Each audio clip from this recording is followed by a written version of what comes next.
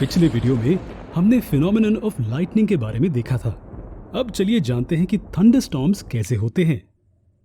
Thunderstorms कैसे होते हैं? थंडरस्टॉर्म्स नाम ही इसका अर्थ बताता है। ये गड़गड़ाहट और बिजली के साथ एक स्टॉर्म यानी कि तूफान है और आमतौर पर इसके बाद भारी बारिश होती है। स्टॉर्म और कुछ नहीं लेकिन तेज हवाओं के साथ वातावरण की अशांति है और थंडर एक जोर से गड़गड़ाहट शोर होता है जो एक बिजली की बात सुनाई देता है। लेकिन थंडरस्टॉर्म्स क्यों होते हैं? बर्फीले बादल एक रोटेटिंग पैटर्न में एक भंवर बनाते हुए चलते हैं। साथ ही बिजली के कारण रिलीज हुई हाई एनर्जी से थंडर बनता है। इसे समझने के लिए मान लीजिए कि ये एयर पार्टिकल्स हैं। अब जैसे ही थंडरबोल्ट इससे गुजरता है, इनके आसपास एयर पार्टिकल्स को बोल्ट से काफी एनर्जी मिलती है। एनर्जी का लेवल ज्यादा होने के कारण ये पार्टिकल्स तेजी से आगे बढ़ने लगते हैं और पास के पार्टिकल्स से मजबूती से टकराते हैं। ये टकराव हमें एक तेज आवाज देते हैं जिसे हम थंडर के रूप में सुनते हैं। अब हम जानते हैं कि एक थंडरस्टॉर्म इतना डरावना क्यों लगता है। और ना सिर्फ ये, लेकिन थंडरस्टॉर्म्स अगर साइक्लोन में बदल जाएं तो ये और भी डरावने हो सकते हैं।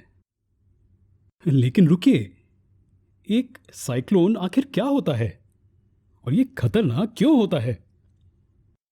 साइक्लोन भी उन नेचुरल डिजास्टर्स में से एक है जो जीवन के लिए बड़ा खतरा पैदा कर सकता है। क्या आपने कभी एक घूमता हुआ बादल देखा है जो बहुत ज्यादा स्पीड के साथ चलता है?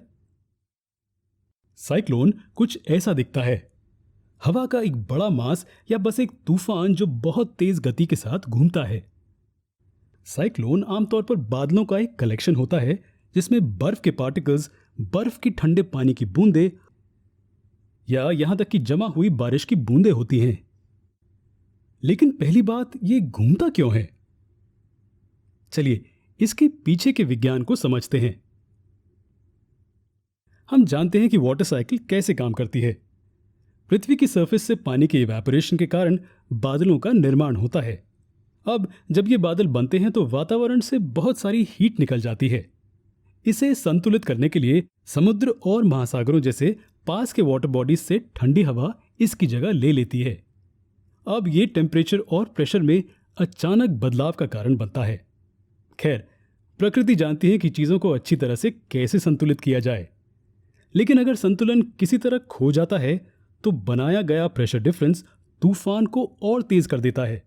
तूफान के सेंटर में कम प्रेशर का क्षेत्र बन जाता है, जबकि हाई स्पीड वाली हवाओं और बादलों के लगातार चलने का क्षेत्र लो प्रेशर वाले क्षेत्र के ठीक बाहर बनता है। ये और कुछ नहीं लेकिन एक साइक्लोन होता है।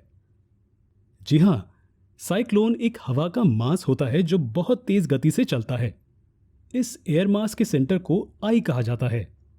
अब आमतौर पर एक साइक्लोन की आई बेहद कम प्रेशर वाला क्षेत्र होती है और आसपास का हिस्सा यानी कि बादलों का मास बहुत तेज गति से घूमता है।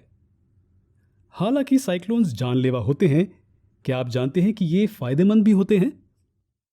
और हम ऐसा क्यों कह रहे हैं?